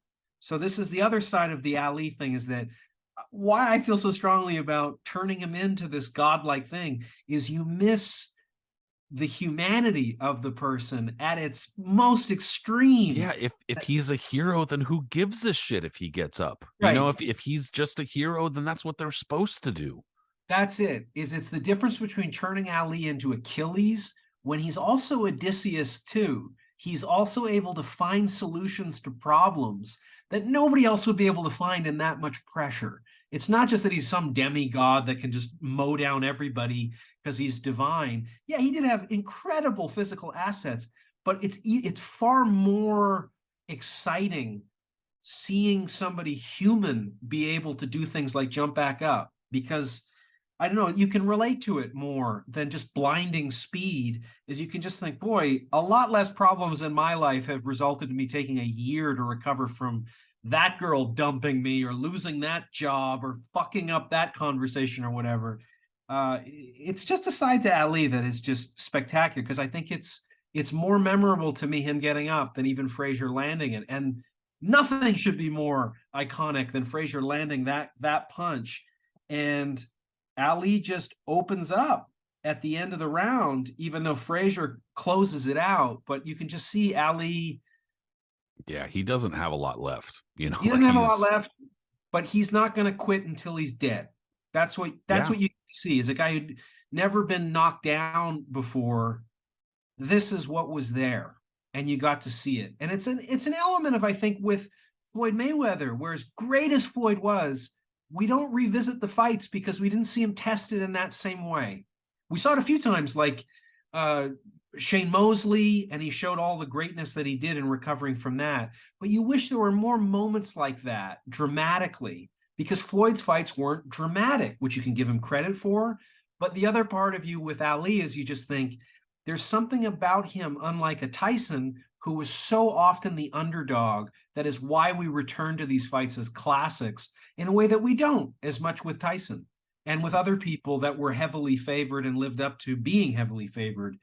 Ali seemed vulnerable, and that vulnerability is like why we love characters in movies who are vulnerable as opposed to superheroes. Even though I know people love superheroes, I am not one of them. But one of the great rounds in the history of boxing, that 15th, for a number of different reasons, but still gave it to Frazier handily and ended the fight 9-5, 9 rounds to 5 with one even. And the judges scored the fight 9-6 for Frazier, 11-4, and 8-6 and one even. So overall, pretty dominant for Frazier, I thought, even though Ali never admitted to losing. Vehemently fought that assessment of this fight, as did Angelo Dundee. I don't see where they would come away from that, based on watching the fight in its entirety and just what Frazier was able to do. It was just spectacular, as was for Ali what he was able to do too, but not what people expected would happen in this outcome. I thought it was a very clear outcome. I agree. And Ali also got worked over something pretty awful in the last 15 seconds or so of the fight. Had it gone much longer, he would have been stopped. I have absolutely no question about His that. jaw was huge. He was fucked up, man. Bastard. He got Yeah. fucked up real bad. And as bravely as he fought back, and I'm not downplaying it whatsoever, but just in terms of, looking at it, I noted that his offense was feeble in the last 30 seconds because he was trying his ass off. It was just, there was nothing. It was nothing to it. And Frazier knew it. And Frazier was just working him over. And, clear 10-8 round, just an absolute ass kicking in that round. But the fact that Ali took it, got up, fought back, lasted to the end, even in and of itself, its own, marathon and its own emotional journey and whatnot. 10-5 in rounds for Frazier, for me, on my card, with at least one 10-8 round, possibly two, like I had said earlier, because he hurt Ali so badly in that round, whatever it was, 8 or 9. And just kind of like an overall note, I said that Ali got started far too late in the fight. He gave away too many early rounds, fought too flat-footed, basically fought Joe Frazier's fight. Frazier absorbed some fairly hard punches and also showed how tough he was in continuing to push forward, never stopping, and just an absolutely legendary chin from Ali throughout the fight, and especially in the 15th. Obviously, we know how that ended up, and the chin did not serve him later on in life, but Jesus Christ, as a fighter, it did. Yeah. And the anticipation after this fight is going into the second one, where January 28th, 1974, their weight changes a little bit. I think Ali lost a bit of weight, Let me just see what he weighed for the first one. So Ali was 215, gets down to 212. Frazier gains 4 pounds. Sounds small, but Ali Well, when looked you're like 5'10", 5'11", you know what I mean? It doesn't take a lot. well, and it just as an indicator, of how did Frazier go into this fight? What did he think? Like, no, Right. And Ali's a lot's happened in the meanwhile. lots happened in the meanwhile, and uh Ali just looks like a different person. Like, I mean, Ali just looks like Yeah. he's gone back in time to that perfect, It's a beautiful different fight. Yeah. physique. Yeah, different physique, and the physique is indicative of him being a different fighter. And Frazier is still Frazier. Like, Frazier's not different, but they have a different referee that is going to huge famous narrative for this fight is that Ali was just endlessly clinching, just pot shotting, clinching, pot shotting, Yeah. clinching, and putting a lot of hand behind the neck thing. And I didn't find there to be as much of that as I thought there would be. But the fact that the referee didn't warn them once was something that Eddie Futch, I think, pointed out. There were like 330 times where this happened, which I agree with. They should, and in the third fight, the referee does warn him about it, and you can see it changes Ali's approach to it. He still does it, but he does it less than he does it here. And for somebody like Frazier, that's illegal. It is a disadvantage that should not be permitted. Um, so how much does it Yeah. affect the fight? It affects it. I don't think it Yeah. I don't think it was a determining factor, but it did affect it. it did. So coming into this fight, Frazier after the first one was hospitalized for a month after the first one. Ali never admitted defeat, and Frazier loses 22 months later against Foreman in one of the most spectacular destructions. He was favored going into that fight. That's another important thing that people need to realize is Foreman, despite all of this He evidence of beat what Ali, so he's got to yeah, be unbeatable, like. right. But Jesus, knocked down 6 times. Whew. And Ali also splits 2 fights against Norton where he looks terrible. Right. Terrible. We went over those fights, a lot of fun, but just not a good style, and got beaten up real good in the first fight. Not a good style matchup for Ali. No, I mean, if you just think Ali is the greatest thing that has ever happened to the heavyweight division, watch those Norton fights and tell me that Lennox Lewis, in every possible category of being a fighter, isn't an advanced model to Norton, and that Ali is just going to, oh yeah, I'll just figure this out in a way that I was totally incapable of with Norton. I don't see it. I mean, yeah, okay, styles make fights, but I don't. It is a really interesting litmus test to some of the limitations of Ali. I think this is also true of Tyson fighting tall guys with reach who could jab. He had Yep. problems with it forever, forever. I don't think there's ever a situation where he's fighting Lennox Lewis where he's not going to get knocked out or have massive problems. Still, it would be a different fight than it was when they fought, but nonetheless. And from the get-go of this fight, not just the refereeing, but this is a totally different Ali. Ali is dancing from the get-go. He looks in way better condition, way more confident, and he is also throwing a totally different selection of punches. They are sweeping punches, which are infinitely more effective at catching Frazier as he's coming in, where Frazier's at this, Yep. you know, general, sort of like a pitcher solving Yeah, a it's batter. almost like fishing. You know what I'm saying? Like, if you just dip the fucking net into the water, you ain't gonna catch shit. But if you sweep it, you might catch some shit. Yep. And it's way more effective at catching Frazier. Joe looks slower. I thought he looks more predictable. I think the Foreman fight had some impact, I mean, that was just a wrecking ball bashing into him 6 times to knock him down. And he's kept off in a way that he wasn't in the first fight.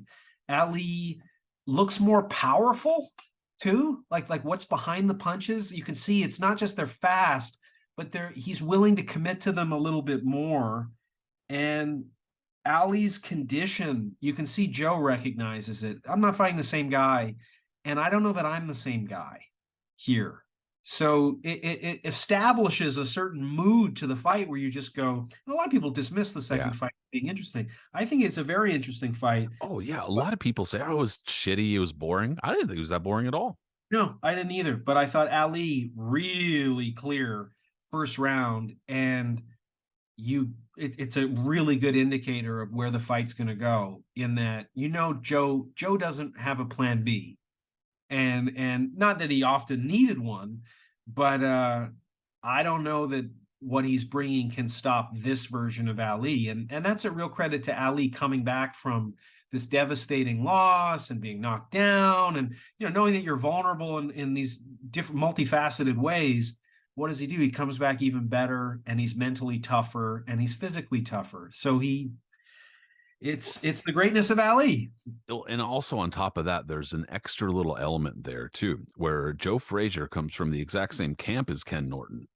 And so now there's this pre-fight narrative, even though Ali's favored, there's this pre-fight narrative though that like, well, wait a second, because Frazier already handled Ali, and Ali had a hell of a time against Norton, who many people thought, even though I felt Ali won the second fight and had the easiest time in their second fight, many people thought Ali should have lost the second fight against Norton too.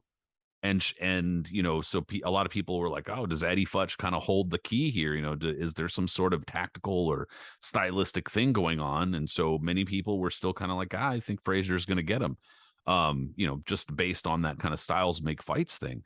But I think you nailed it, dude. Ali is up on his feet. You can hear Bundini, Drew Bundini Brown from the corner, on a dime, champ, on a dime, champ, tell him to turn, use his feet.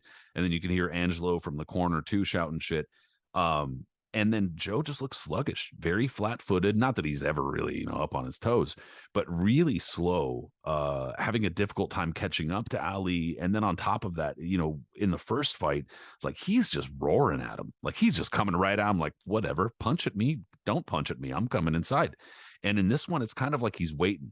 He's just like, all right, let me figure my way inside. Let me find a way in, or something like that. And it's like, but you don't need to find it. You just go in. Like you're Joe Frazier. Just fucking go in. And in this second fight, throughout most of the fight, it's like he's sitting there trying to go like, all right, how do I get in there? What do I need to do? And the entire time, Ollie's just a mixture of stymieing any of Frazier's offense with clinching, admittedly, and also those sweeping shots, those kind of like pop, pop, pop, pop, pop. Let me throw a couple 1-2s and then sweep the hooks and uppercuts, and they wind up catching Frazier. Not huge. Ali's not like beating the crap out of him, but he's scoring points. And that first round's a really great example of setting the tenor, setting the mood, or whatever. So clear Ali round. Frazier's trying to chase Ali down in the second round, but again, just a step behind. That winds up being kind of the theme. He's a step behind Ali and just cannot get up to him. The second round I thought was just mostly a repeat of the first round, but Ali's starting to kind of work his right hand in a little bit too. Whereas, and actually, something I forgot to mention in the first fight was Ali had been having issues with his right hand going into the first fight, like a lot of issues. He had some sort of knuckle issue, bursitis or something like that. And so he didn't throw his right hand in the first fight nearly as much as a lot of people were expecting. And in the second fight, he got his right hand working pretty early. And I don't know if the two were connected, but clearly Ali was on something else, and Joe Frazier was just not up to snuff here. Yeah, and in the second round also, I mean, this is interesting dramatically because it's like we're in round 17 of these two guys. Is Joe lands a big hook in the second round. I mean, Ali's movement is so improved, sticking and moving when he's punching, how he's punching. I mean, this is a clinic, this whole fight of being able to punch as you go backwards. It's a tremendously difficult skill to learn how to effectively deal with an aggressor by moving to different angles as you're going backwards and just keeping them off balance. And Ali does it magnificently. It's so hard to do. But Joe does get through with a big hook. Mm-hmm. Ali comes right back. Yeah, And he then takes it even better than the first fight. he Like does. he absorbs it. He does. And then he lands a huge right hand, which clearly stuns Joe. Joe's caught right on the tip of the chin. He's kind of caught at an angle. because Ali is not just going backwards, but he's shifting slightly these angles where if you're coming forward, you don't know which direction he's going to go. And in this point, it gets capitalized upon by Ali. And as he tries to close out the round and knock Joe out, the referee thinks that hears the bell and jumps in. And this is, I think, 15 seconds before the end of the round. So he jumps in there prematurely and stops the fight. The announcers are saying, did the bell go? Like, I didn't hear the bell. And then after this confusion, the referee allows them to go forward. Joe has regained his composure and the round concludes, but it's such a weird moment. And it's one of the worst things a referee can do is be indecisive. And it's like, yeah, if you're going to end the fucking round, end the round. Don't end it and then go, wow, whoa, whoa, whoa, go ahead. And then Ali lands another right hand. And it's like, what the fuck are you doing, bro? What are you doing? yeah, it's a really strange moment, and it's clearly not a referee that's on Joe's side, given that he's allowing Ali to do all this clinching and hand behind the neck thing. But Right. Yeah. Ali, It's not some Ali, conspiracy. It was just a fuck no, up. just a total fuck up, and then a fuck up at a really inopportune time. Pivotal moment potentially in that fight for who knows what Ali could have landed in those last like 15-20 seconds. It's an interesting one to what if. But Ali way up 2-0. I mean, dominating. And third round stays the same. The tenor is established. Frazier is coming on, slow starter, but he's amping up. But Ali's movement and activity is just so much that these hooks and uppercuts as a new weapon, Joe doesn't know what to do to answer it. And his condition is not such that he can impose his will against Ali. Ali is controlling what's happening. He's controlling distance in a really fantastic and dangerous way for Joe. Joe is tasting a lot more leather, and it's coming at him faster and more plentifully and more powerfully than anything he's faced from Ali up to that point. So, I mean, I think I go with Ali all the way. I mean, even fourth round, fifth round, I think I had even, but Ali is just taking over this thing in a way that he's not going to really relinquish particularly. I mean, I thought in the fifth that Frazier finally scored big with a couple of shots on the chin that again just demonstrated Ali's amazing resilience. But yeah, just the tenor of the fight is just Ali controlling, especially mid range, and he's bouncing. He's bouncing and landing, and the geography. He's utilizing the geography of the ring in a way that Joe just does not have an answer for. So yeah. Ali really turned, like what you said earlier, the idea of Frazier being relentless and never stopping coming at you. He's really turned that against him in this fight. And Frazier's just doing far too much following, can't quite catch up. I didn't give Frazier a round until the seventh. I thought that Ali swept the first 6 rounds. And I mean, I don't have anything against scoring even rounds. I just don't score them that often. Wouldn't mind there being an even round here or there, but Ali was clearly leading Frazier around, and Frazier just couldn't get uncorked. He couldn't get any sort of momentum going. The combination of him looking a little more flat, Ali looking less flat, and the referee allowing a lot more control, physical control from Ali, was really sapping Frazier, and he just could not get much going. Finally in the 7th round, I noticed that Frazier finally got in there and started landing some hooks. Like he finally got in there, landing some body work, got Ali to the ropes, landed some hooks. Ali started fighting off of the ropes, and Frazier was way slower to the trigger than in the first fight, noticeably. That being said, Frazier, I thought, outworked Ali a little bit in that round because Ali's production kind of dipped in round 7. So it was almost even a case of Ali wasn't doing so much more than kind of Frazier doing, because Frazier wasn't really doling out punishment like in the other fights. Absolutely true. this one is kind of a quicker fight to go through in many respects than the first and the third My one. notes were pretty short for this one. Yeah. Yeah, I mean, it's, as you said, it's an engaging fight. It's certainly not thrilling. Um, by the by the sixth round, Frazier is pressing, but his right hand is invisible and still not in any way attempting to find a new angle to try to overcome Ali's new ability to get out of the way. Because his footwork is his defense, and he's able to sort of stay more in the center of the ring than he certainly ever was in the first one. Um, and Ali's jab is just back. The way he's just able to, his step and jab is just, I mean, probably the best to ever do it. Him or Larry Holmes, maybe. But it's really beautiful to watch. And Joe just looks like he's plodding. I mean, Joe has kind of a weird pace to how he comes in, but he's not what anybody I think would call quick. It's just workmanlike how he's sort of plodding in there. In the seventh, I thought Frazier landed his best hook and then another shot to the body, but he's just mauling and finally was able to get Ali against the ropes. So he won the first round for me in the seventh. And I thought he won the eighth. Again, these are close. Me I think too. Yeah. Desperately trying to give Frazier some rounds.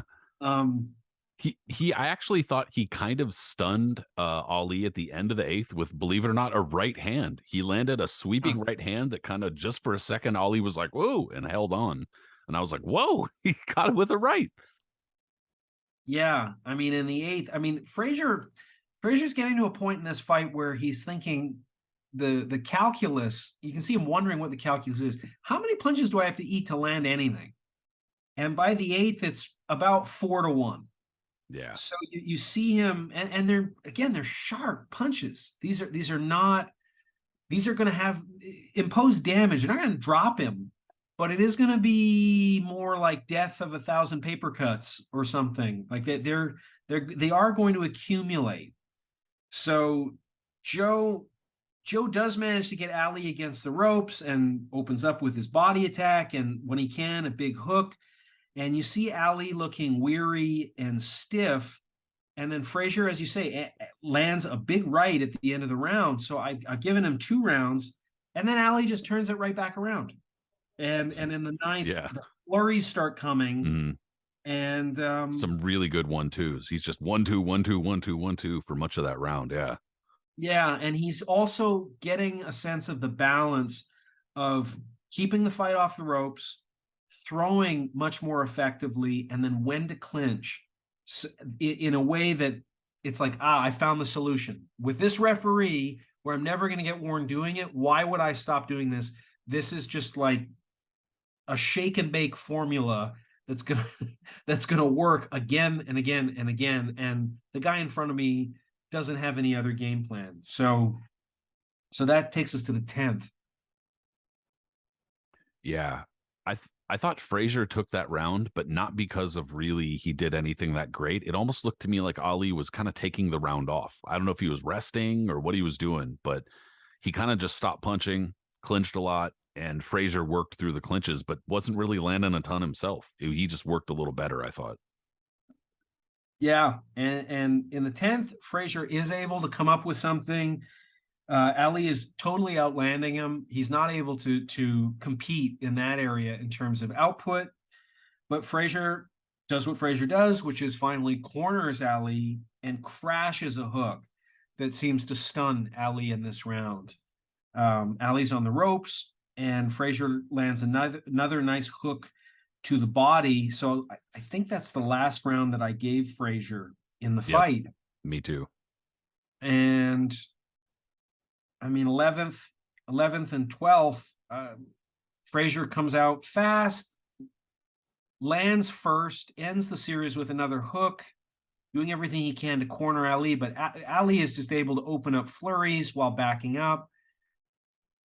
I mean, just from what I could just see in real time, it feels like he's landing about 60% of the punches of those flurries. That's just way too high if you're Frazier. If If this is what you're going Yeah. to the firepower you're going to take coming forward, you're never going to be balanced in order to land anything of significance.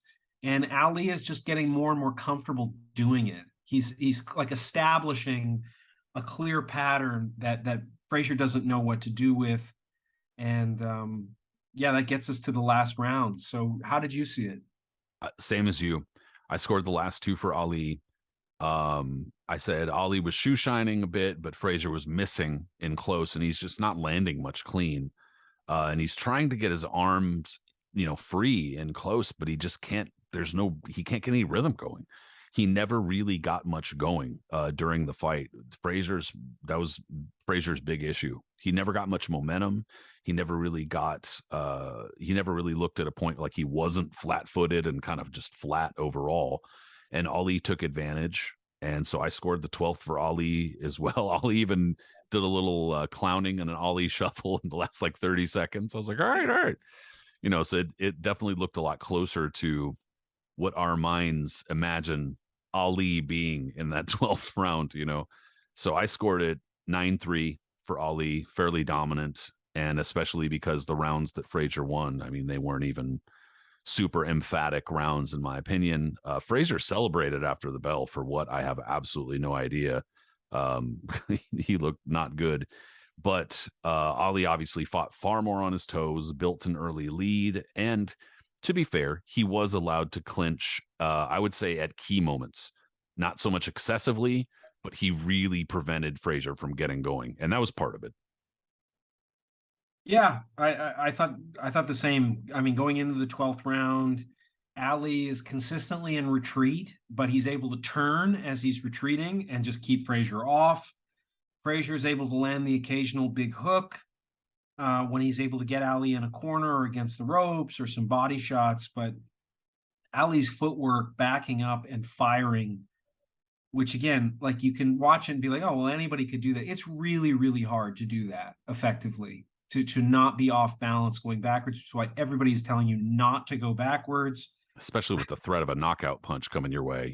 Yeah, because the easiest way to go in boxing is always forward. To bring your weight and balance forward is always the easiest. You're always at more risk losing it going backwards more than any other direction. So Ali, for such a big man, just has such balance and poise, and Joe sneaks a right hand that sort of quiets a final flurry of Ali, but this is a very decisive win for Ali. I mean, I had it seven rounds Ali, three Frazier, and two even. I even feel like the two even is sort of probably too much. Probably they were Ali rounds. The judges scoring the fight had it 7-4, one even, 8-4, and then a bizarre one, 6-5 and one even. I don't know what the fuck they were watching. Yeah, no. My apologies for the abrupt ending to this part of the Ali Frazier trilogy episode. It's a really long episode, a 3-hour episode, and I wasn't really certain how to split it up, but we're going to split it up here. And then part 2 episode is going to be the Thrilla in Manila. It's going to be a lot of fun. So if you sat through this, thank you so much. Please get prepped for the next one. If you do listen to the podcast on the podcast apps, please go ahead and subscribe, leave us a rating, a comment. Those things are helpful. I think bump us up the ratings and the podcast lists and whatnot. If you watched the podcast, though, on YouTube, also subscribe, leave a reply. We'll try to respond to those things in time, I promise. But that being said, thank you again. And as far as social media goes, the Knuckles and Gloves podcast is on social media like Facebook and Instagram. We're also on Twitter for the time being. So go ahead and follow us there. We're individually there as well. So if you would follow my buddy Brin from this show at Brinicio, Brinicio, follow me, Patrick Connor, at Patrick M. Connor, or if you're on Instagram as P. Connor Beard. See you guys there. See you on the next episode.